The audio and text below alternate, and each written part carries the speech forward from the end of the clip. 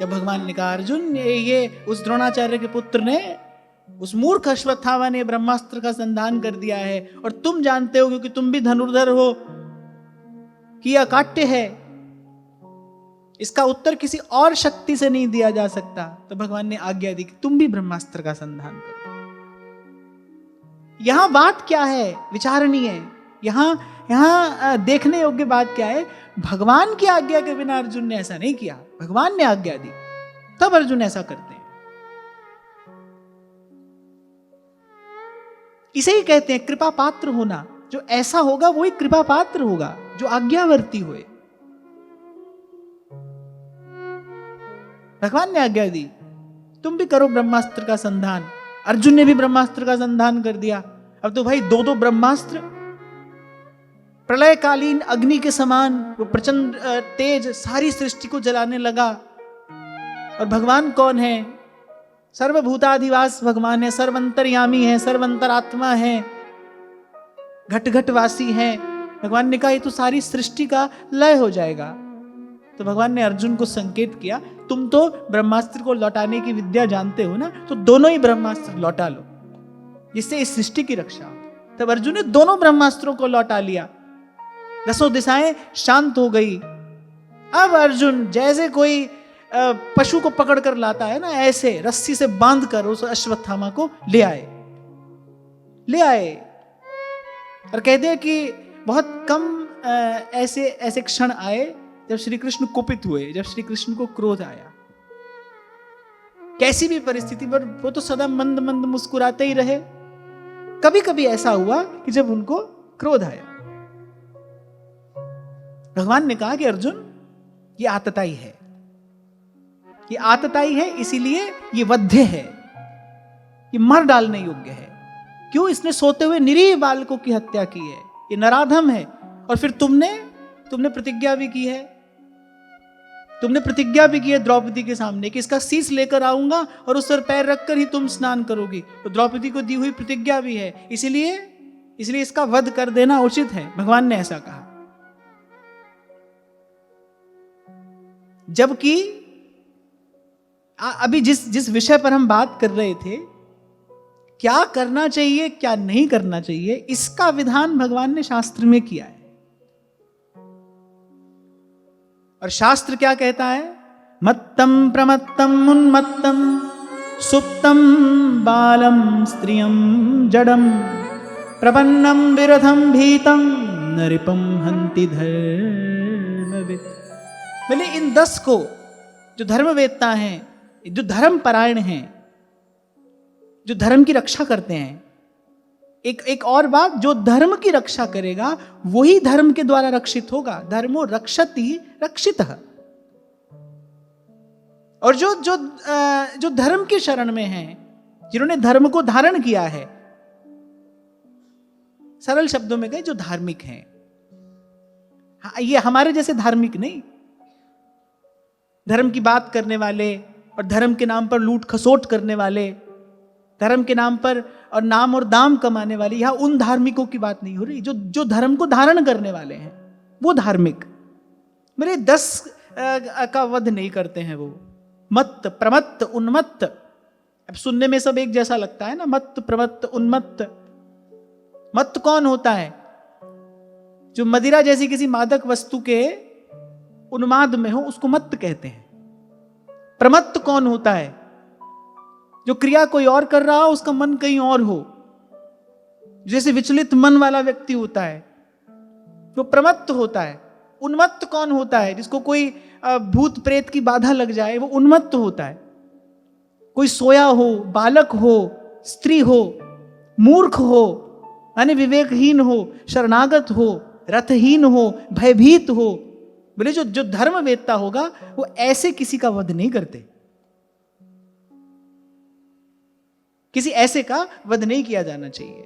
जिसके पास रथ ना हो, जो भयभीत हो, जो शरण में आ गया हो, जो मत्त हो, प्रमत्त हो, उन्मत्त हो, बालक हो, स्त्री हो या फिर मूर्ख हो, उसने अपने पागलपन में कोई अपराध कर दिया है, घोर अपराध भी यदि कर दिया है, तो भी वो वध्य नहीं है, उसको मारा नहीं जाना चाहिए।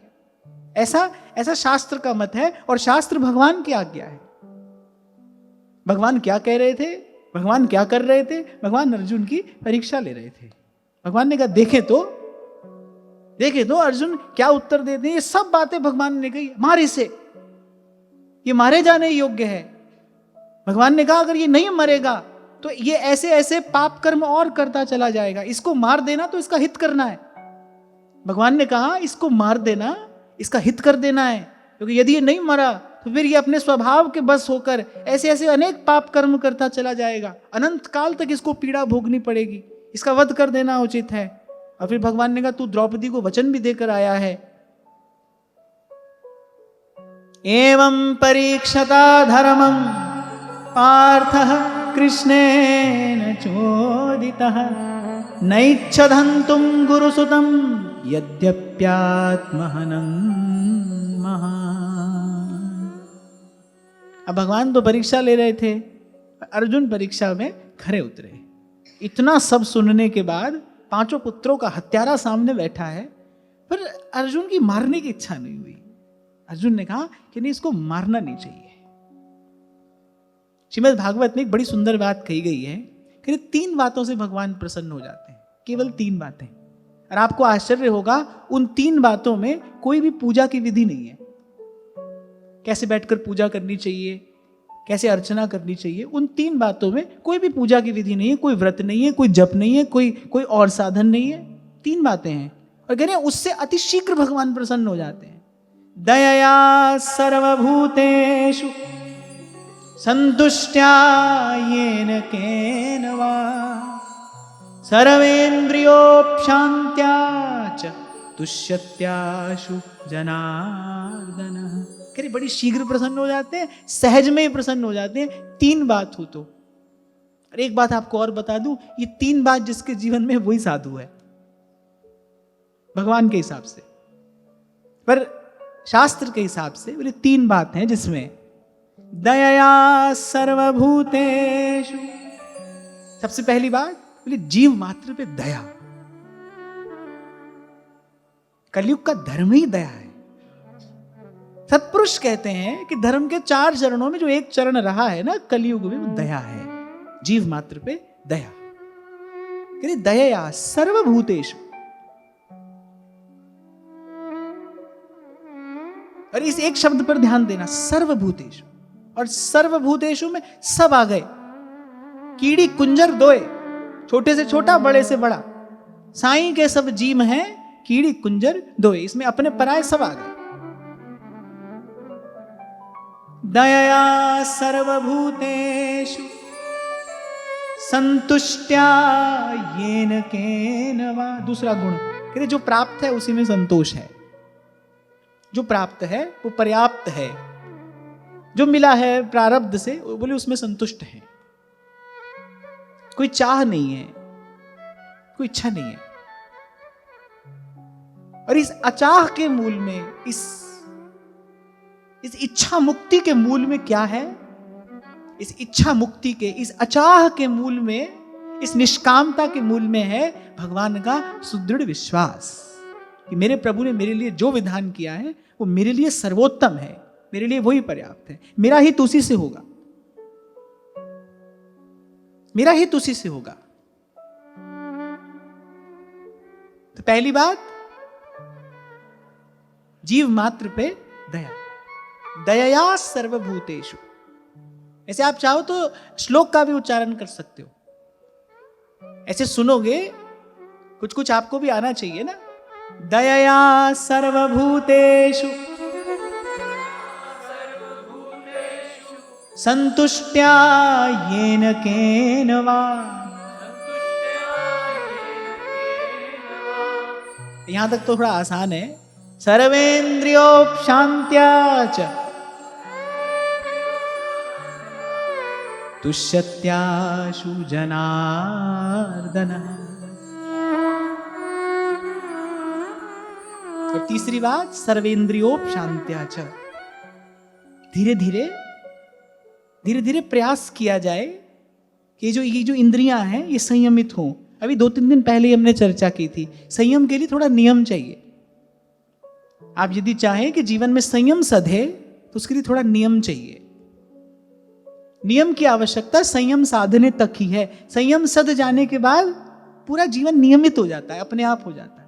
संयमित व्यक्ति का जीवन स्वतः नियमित हो जाएगा। पर यदि आपको संयम साधना है, और एक और बात मैं आपसे कहता चलूं, बिना संयम के कुछ भी हो सकता है, पर आत्म कल्याण नहीं हो सकता।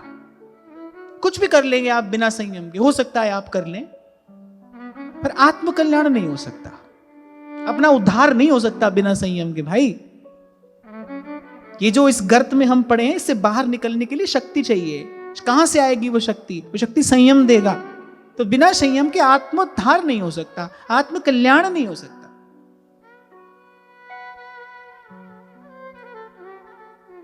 संयम के लिए नियम चाहिए, थोड़ा सा नियम हो हमारे जीवन में, क्योंकि नियम पालन करने के लिए मन की दौड़ को थमना ही पड़ता है। आपने यदि एक नियम कर लिया कि भाई इस समय 15 मिनट जप करेंगे, होगा क्या? उसी समय पर कोई काम आएगा, उसी समय पर कोई अतिथि आ जाएगा, उसी समय पर कोई परिचित आ जाएगा। अरे और आज के समय में तो कोई ना भी आए, फोन आ जाएगा। लो, किसी के आने की आवश्यकता ही नहीं। आज तो सारी दुनिया जेब में रहती है ना? और मैं कहता हूं फोन भी ना आए, व्हाट्सएप पर मैसेज आ जाएगा। आप सोचो कि पहले एक बार देख ही लें, एक बार पहले देख ही लेते हैं। ये जो मन की दौड़ भाग है ना, इसको नियम से बांधा जाता है। इसके लिए नियम आवश्यक है। भजन करने के लिए जो योग्यता पात्रता अर्जित की जाती है, वो नियम और संयम से अर्जित की जाती है। और मैंने कहा कि एक बार संयम सधा, पूरा जीवन नियमित हो जाता है, अपने आप नियमित हो जाता है। थोड़ा प्रयास पहले करना पड़ता है। अर्जुन खरे उतरे परीक्षा में। अर्जुन ने कहा भाई गुरुपुत्र है, इसको मारने की इच्छा तो मेरी नहीं है। नतमुख अश्वत्थामा, हत श्री, उसका भाग्य श्री, उसकी प्रभा सब नष्ट हो गई है। बड़ा जघन्य पाप, निंदित कर्म उसने किया है। और पाप के कारण क्या परिणाम आता है? पाप के कारण व्यक्ति का तन मन तपता है। और जब कोई वस्तु आग में जलती है, ऐसी काली सी पड़ जाती है ना,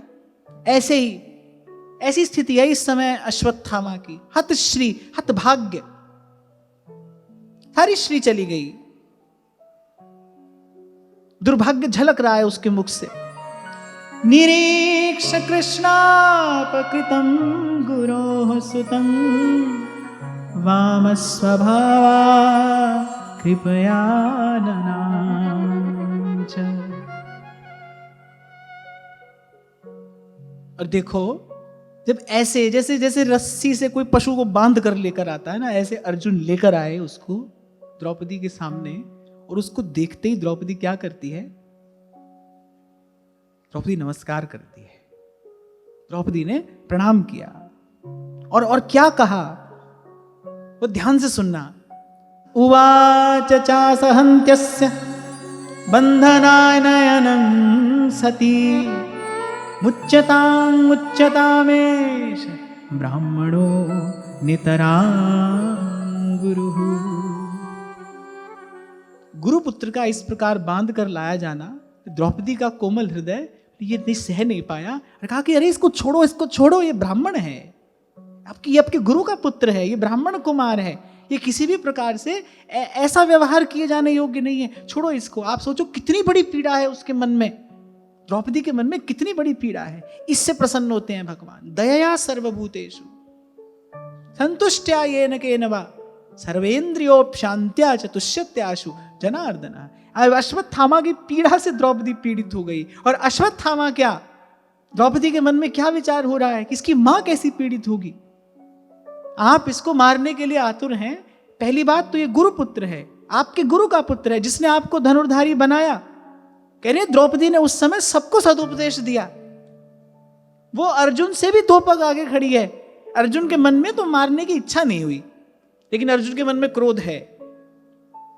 इसीलिए ऐसे अपमानित करते हुए बांध कर खींच कर उसको लेकर आए। और भाई, किसी योग्य व्यक्ति का अपमान मरण तुल्य ही होता है।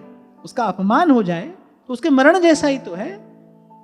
लेकिन अर्जुन के मन में क्रोध है। पीछे तो कहा गया बोले तांबे के जैसे, तपते तांबे के जैसे नेत्र हैं अर्जुन के, इतने भयंकर क्रोध में है अर्जुन, कितनी पीड़ा में है द्रौपदी। लेकिन गुरुपुत्र को जब ऐसे देखा, जब ऐसी दशा देखी, अरे वो हृदय विगलित हो गया, बोले ना ना इसको छोड़ो, मुच्यताम मुच्यतामेश, छोड़िए इसको। ब्राह्मणों नितरां गुरु, द्रौपदी ने कहा अरे ब्राह्मण है और हम लोगों के अत्यंत पूजनीय हैं। हाथ जोड़कर खड़ी है द्रौपदी अश्वत्थामा के सामने, नमस्कार कर रही है। ऐसा आचरण नहीं किया जाना चाहिए इसके साथ। परमाराधनम तद्धि पुरुषस्याखिलात्मनः।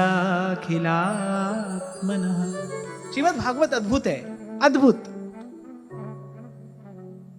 बोले जो आप मंदिर में करते हो ना, पत्र पुष्प से, धूप दीप से, नैवेद्य से, अरे वो तो भगवान की आराधना है।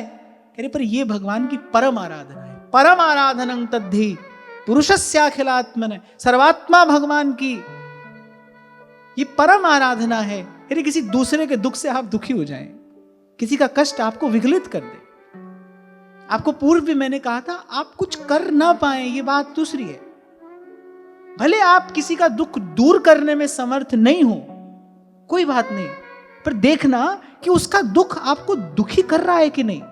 कहीं पत्थर जैसा हृदय लेकर तो नहीं घूम रहे हम, कहीं स्वार्थ ने इतना कठोर तो नहीं बना दिया हमें कि बस केवल अपना ही दुख हमको दुख लगता है, किसी के दुख से हमको कोई कष्ट नहीं, कोई पीड़ा नहीं, किसी की पीड़ा हमको पीड़ित नहीं करती। ध्यान करना, ऐसे के लिए बहुत फटकारते हुए कबीर कहते हैं, दीनन देख घिनात जे और नहीं दीन सो काम। अरे कहा जान के लेत है दीन बंधु को नाम। अरे ऐसा जन भगवान का नाम लेने योग्य नहीं है। यहां द्रौपदी ने दिखा दिया कि द्रौपदी परम वैष्णव है। वैष्णव जन तो तेने कई पीर पराई जाने रे, पर दुखे उपकार करे सो मन अभिमान ना आने रे। वैष्णव जन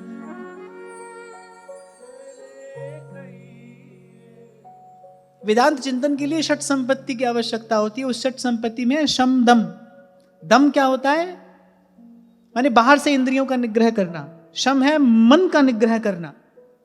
अब कोई बाहर से इंद्रियों का निग्रह तो कर ले, छोटा सा उदाहरण आपको दे रहा हूं समझ में आ जाए कि भाई अमुक वस्तु नहीं खानी, ठीक है नहीं खा रहे, लेकिन मन कर रहा है, तो केवल दम हुआ, शम नहीं है, माने मन नियंत्रित नहीं है। आपने किसी भी प्रकार बल शक्ति लगाकर अपने आप को, अपने हाथ को रोक रखा है, अपनी जिह्वा को आपने रोक रखा है, लेकिन मन में इच्छा है, तो केवल ये खाली दम है, माने शम नहीं है। बाहर तो संयम दिखाई पड़ रहा है, लेकिन मन संयमित नहीं है। व्याकरण में एक बड़ा सुंदर सिद्धांत मिलता है, कह रहे असिद्धम बहिरंगम अंतरंगे, यानी अंतरंग की अपेक्षा में जो बहिरंग है बोले वो असिद्ध माना जाता है, माने उसका कोई विशेष मोल नहीं है। ऐसे ही माला है, तिलक है, ये वैष्णव चिन्ह है। वो ध्यान से सुनना, माला और तिलक वैष्णव चिन्ह है, प्रतीक है। और वैष्णव जन तो तेने कहिए पीर पराई जाने रे, पर दुखे उपकार करे सोए मन अभिमान न आने रे। सकल लोक मां सौने वंदे, निंदा ना करे के नीरे। वाच काछ मन निश्चल राखे, धन धन जननी तेनी रे। वैष्णव जन तो एने कई, ये वैष्णवता है। माला और तिलक वैष्णव चिन्ह है, ये गुण वैष्णवता है। और जो बिना वैष्णवता का गुण धारण किए वैष्णव चिन्ह धारण करता है वो ठग है। बिना डॉक्टर बने तो डॉक्टर की जैसी पोशाक पहनकर और क्लिनिक खोलकर बैठ जाए तो ठग है कि नहीं है? जो वो नहीं है वो दिखा रहा है, वो बता रहा है, ये क्या है? इसी को कहते हैं दंभ, यही कपट है। इसलिए मैंने सरलता शब्द कहा कि वो ठग है, वही ठग है। वैष्णवता तो नहीं है लेकिन वैष्णव चिन्ह धारण किया है। और मैं तो अपनी ओर से ये भी कहूंगा, चिन्ह भले धारण किया हो न किया हो, वैष्णवता हो तो काम चलेगा। वैष्णवता हो तो द्रौपदी परम वैष्णव है। पीर पराई जाने रे, देख नहीं पाई। तत्काल क्या विचार हुआ, अरे इसकी माता की क्या दशा होगी? वही ना जो इस समय मैं पीड़ा अनुभव कर रही हूं, वही इसकी मां अनुभव करेगी यदि इसके प्राण चले जाते हैं तो। द्रौपदी ने कहा, हे केशव, मैं सब कुछ खो चुकी हूं। द्रौपदी ने कहा, मैं सब तो खो चुकी हूं, पर मैं धर्म नहीं खोना चाहती, मैं अपना धर्म नहीं जाने देना चाहती। आपकी कृपा हो मेरा धर्म बना रहे, क्योंकि इस धर्म का ही आधार लेकर मैं यहां तक चल के आई हूं। मैं धर्म नहीं खोना चाहती हूं। मैं इस संसार में पीड़ा का कारण बनने के लिए नहीं आई हूं। मैं किसी की पीड़ा का कारण नहीं बनूंगी। बड़ा उपदेश मिल रहा है यहां से, बड़ा संदेश मिल रहा है आपको, मुझे यहां से। कैसा होता है भगवान का भक्त, कैसा होता है भक्त का जीवन। द्रौपदी ने कहा, जैसे अपने बच्चों के चले जाने से मैं दुखी हो रही हूं, मैं विलाप कर रही हूं, ऐसी इसकी मां करेगी और मैं गुरु माता की पीड़ा का कारण बनूं? बोली ना ना, ऐसा नहीं करूंगी। और द्रौपदी ने कहा कि न तुमको करने दूंगी, न मैं करूंगी और न तुमको ऐसा करने दूंगी, क्योंकि मैं तुम्हारी धर्म पत्नी हूं। यदि किसी समय किसी परिस्थिति वशात पति धर्म के मार्ग से च्युत होने लगे, इसीलिए भारत में पत्नी को धर्म पत्नी कहा जाता है। उसका कर्तव्य है कि किसी भी प्रकार प्रार्थना, पुरुषार्थ, प्रयास करके अपने पति को धर्म के मार्ग पर लेकर आए। इसीलिए यहां पत्नी को धर्म पत्नी कहा जाता है। सारे विश्व में आपको यह संबोधन नहीं मिलेगा, धर्म पत्नी। उसका कर्तव्य है ये। उसने कहा, ना तो मैं ऐसा करूंगी और ना आपको ऐसा करने दूंगी। भूल गए आप कि ब्राह्मण अगर किसी पर कुपित हो जाए तो बोले उसका वंश नष्ट हो जाता है। बोले उन राजाओं का बोले पूरा परिवार शोकाग्नि में भस्म हो जाता है। द्रौपदी कहीं बहुत भीतर ये बात जानती है, कितने ब्रह्मण्य देव भगवान हैं, इनको क्या प्रिय है क्या अप्रिय है। द्रौपदी जो सब उपदेश दे रही है ना, ये सिर्फ श्री कृष्ण को दृष्टि में रख कर दे रही है। प्रभु को क्या अच्छा लगता है। और द्रौपदी ने कहा, किसी भी प्रकार से इस ब्राह्मण कुमार का वध मेरी पीड़ा का निवारण नहीं कर सकता। द्रौपदी ने एक और बात कही, ध्यान देने योग्य है। द्रौपदी ने कहा, मेरे हृदय में पीड़ा है। हां, मेरे हृदय में पीड़ा है। मैंने अपने निरीह 5 पुत्रों के शव देखे हैं, निर्दोष 5 पुत्रों के शव देखे हैं। मेरे हृदय में पीड़ा है, लेकिन श्री कृष्ण की कृपा से मेरे मन में प्रतिशोध की भावना नहीं है। मैं प्रतिशोध नहीं लेना चाहती किसी से। जैसे किसी ने अभी पूछा ना, भक्त को तो मोह नहीं होता। द्रौपदी के मन में मोह नहीं है, पीड़ा है। लेकिन जो अभक्त होगा उसका मन प्रतिशोध की भावना से दूषित हुए बिना नहीं रहेगा। केवल भगवान का भक्त ही है जो ऐसी पीड़ा में, ऐसी प्रतिकूलता में भी ऐसा हृदय रख सकता है अपना। क्यों? क्योंकि हृदय मंदिर है। हृदय मंदिर है।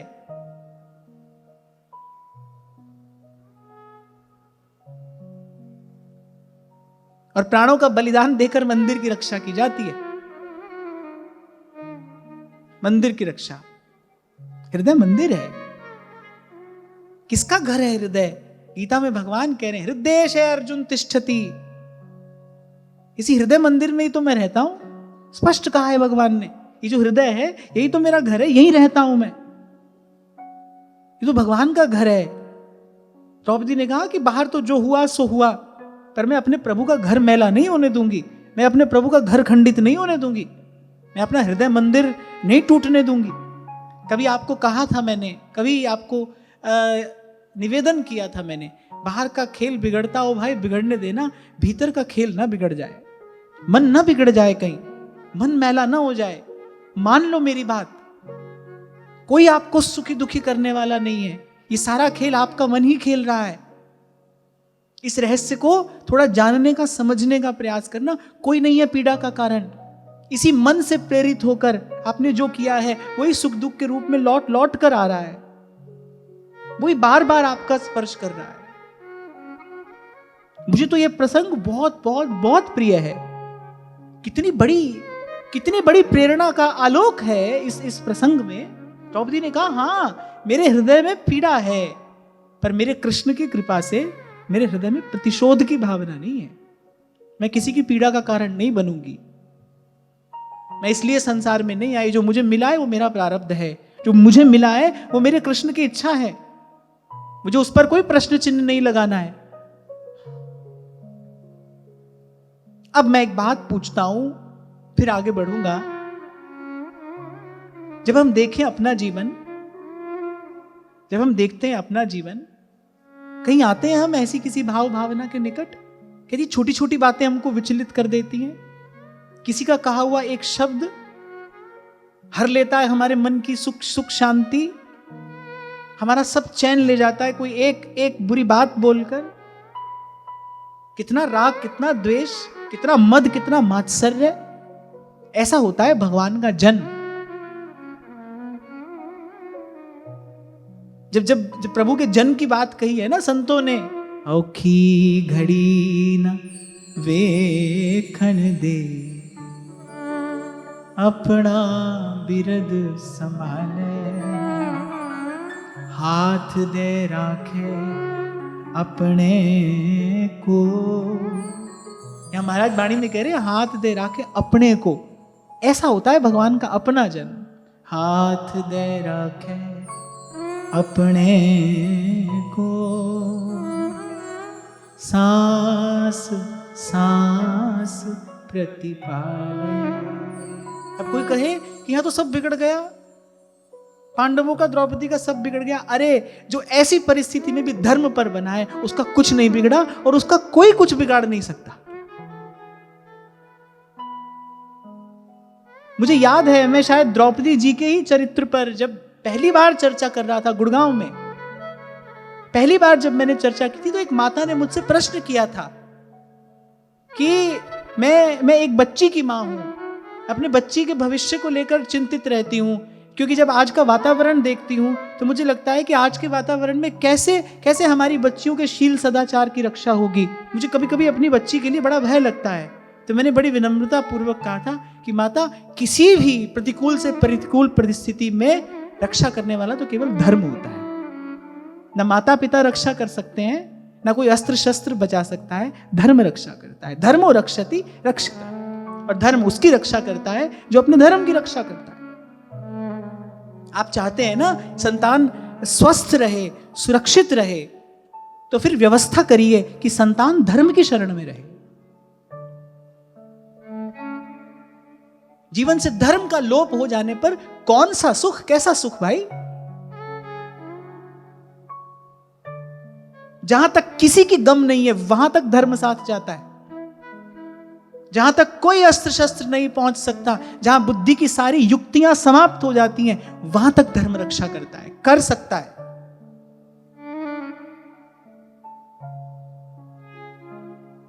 क्यों? क्योंकि भगवान धर्म का विग्रह है और धर्म भगवान का तत्व है। किसके लिए आते हैं भगवान? कहते धर्म संस्थापनार्थाय संभवामि युगे युगे। धर्म की स्थापना के लिए आता हूं। सब माता पिता यही तो चाहते हैं ना कि भाई बच्चा स्वस्थ रहे, सुरक्षित रहे, समृद्ध रहे। अच्छी बात है, ये कामना तो अच्छी है। माता पिता के हृदय में कामना होनी चाहिए, पर कैसे रहे ये एक प्रश्न है। तो व्यवस्था करिए। इसलिए कुछ दिन पहले मैंने कहा था, जहां रहते हो वहां 5 मिनट 10 मिनट प्रभु के नाम का कीर्तन किया करो। और अच्छी बात तो है कि परिवार के सब लोग बैठकर एक साथ कीर्तन करें। और अगर बच्चा इतना भी आदेश नहीं मानता, अगर आपका बच्चा आपकी इतनी भी आज्ञा नहीं मानता, फिर आप बुद्धिमान हो, आप देखो, अगर आप माता पिता हो, वो आपकी संतान है, फिर आपकी आज्ञा में तो हो, इतनी बात तो आपकी सुने माने, इतना धर्म तो उसके जीवन में हो, वो न माने किसी देवी देवता को। आज जैसा समय आ गया, अरे वो न माने किसी देवी देवता को, वो न जाए मंदिर, पर कम से कम अपने माता पिता को तो कुछ आदर दे, अपने माता पिता का तो सत्कार करे। और कुछ ना हो तो माता पिता और आचार्य का आदर तो होना चाहिए। मातृदेवो भव, पितृदेवो भव, आचार्य देवो भव, इतना तो हो कम से कम। संस्कार से कोई मनुष्य होता है, संस्कार है तो मनुष्य है। तो फिर अपनी संतान के लिए करो ऐसी व्यवस्था कि उनके जीवन में धर्म हो, उनके जीवन में धर्म का आलोक हो, प्रकाश हो। और मुझे कहने में कोई संकोच नहीं है, मुझे कहने में कोई संकोच नहीं, क्योंकि सच्ची बात कह रहा हूं कि हम सौभाग्यशाली हैं कि हमारे माता पिता ने हमारे लिए ऐसी व्यवस्था की थी, उसके लिए परिश्रम किया था। हमारे माता पिता ने किया ऐसा परिश्रम हमारे लिए। वैसे तो माता पिता के किसी भी उपकार का ऋण नहीं चुकाया जा सकता, पर इसका ऋण तो कदापि नहीं चुकाया जा सकता कि जब हमें याद है, हम स्कूल से आते थे, अभी ठीक से खाना भी नहीं खाते थे, और ऐसे ही बस बड़ी शीघ्रता में हमारे वस्त्र बदल कर हमारी माँ, हमारी दादी ऐसे उंगली पकड़ कर ले जाती थी हमें, कहाँ राम कथा में, कहाँ भागवत की कथा में। कोई संत आए हैं शहर में, चलो उनका दर्शन करेंगे, उनकी थोड़ी सेवा करेंगे, कथा सुनेंगे। उस समय बालक थे, बाल सुलभ चंचलता भी थी, नहीं समझ में आती थी सब बात, पर ना माँ कहती थी नहीं, बैठना है, यहीं पर बैठना है। तो हमारे माता पिता ने किया ऐसा परिश्रम, जिसका परिणाम हम अपने जीवन में देख रहे हैं। अब द्रौपदी ने जो कहा, सूत जी कह रहे हैं, धर्मं न्यायं सकरुणं निर्वेलीकं समं महत् राजा धर्मसुतो राज्ञाः प्रत्यनंदद्वचो द्विजा। मेरे द्रौपदी ने जो कहा, बोले वो धर्म और न्याय की सर्वथा अनुकूल था। बोले उनके वचनों में समता थी, उनके वचनों में करुणा थी, उनके वचनों में धर्म था। कि सब आनंदित हो गए। सबसे अधिक आनंद धर्मराज को हुआ। महाराज युधिष्ठिर आज बड़े आनंदित हैं। वो अपने आप को गौरवान्वित अनुभव कर रहे हैं कि हमने वस्तुतः पांचाली के रूप में धर्मपत्नी पाई है। हमारी अर्धांगिनी जो है वो कैसी धर्मज्ञा है, तो धर्म का तत्व जानती है।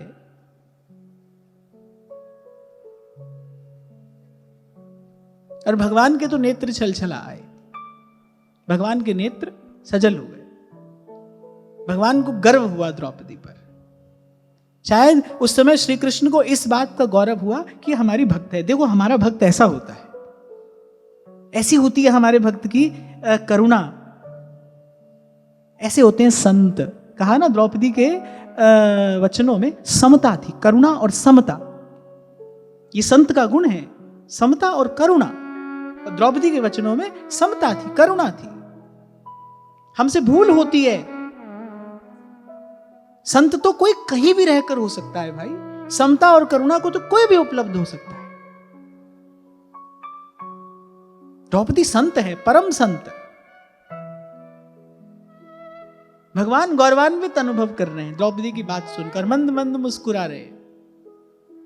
सबने तो बड़ा अभिनंदन किया द्रौपदी की बात का। भीमसेन का क्रोध शांत नहीं हो रहा है। भीमसेन ने कहा हाँ ठीक है, तुम जो कह रहे हो वो सब ठीक है, पर भूलो मत इसने सोए हुए निरीह बालकों को मारा, ये आतताई है, ये वध्य है, इसको छोड़ना नहीं चाहिए। भगवान क्या बोले? भगवान ने कहा बिल्कुल ठीक कह रहे हो आप, बिल्कुल ठीक कह रहे हो आप। कुछ लोग वहां खड़े हैं, बोले वस्तुतः ठीक है क्या? अर्जुन से कह रहे हैं कि इसका वध कर दे। द्रौपदी जब धर्म की बात कहती है तो कहते हैं हाँ बिल्कुल द्रौपदी तुम उचित कह रही हो। और जब भीमसेन ने कहा कि अरे ये तो वध्य है ही, इसको तो मार ही देना चाहिए, बोले हाँ बिल्कुल ठीक कह रहे हैं आप, ठीक ही बात है ये। ब्रह्म बंधुर्न हंतव्य, भगवान ने कहा, श्री कृष्ण उवाच ब्रह्म बंधुर्न हंतव्य आतताई बधार्हणः। भगवान ने कहा भाई ब्राह्मण कितना भी पतित क्यों ना हो जाए पर उसका वध नहीं करना चाहिए, और आतताई को मार ही डालना चाहिए। भगवान ने कहा दोनों ही बातें मैंने कही है। भगवान ने कहा ठीक है, हम मान गए कि दोनों ही बातें मैंने कही हैं। और भगवान ने अर्जुन से कहा कि अर्जुन अब तुम मेरी दोनों आज्ञाओं का पालन करो, क्योंकि भगवान जानते हैं कि अर्जुन भगवान के मन की बात जानते हैं।